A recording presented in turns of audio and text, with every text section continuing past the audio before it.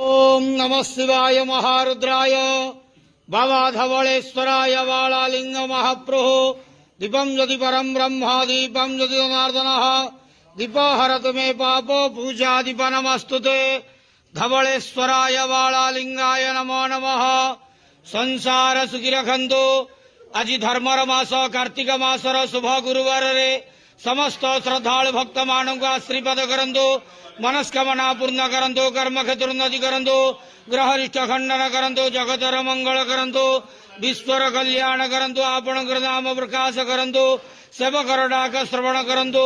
समस्त गुआवसा भक्त मानकर मनस्कामना पूर्ण करंतु। जो जो भक्त माने आपण पाखरे मानसिक रखिजंती तांका मानसिक पूर्ण करंतु। धवलेश्वराय वालालिंगाय नमो नमः। संसार सुखी रखंतु आनंदे के वार हरि बोलो। आज धर्मर मास कार्तिक मासर शुभ गुरुवार रे समस्त श्रद्धालु भक्त मान को आशीर्वाद करंतु आनंद के वार हरि बोलो।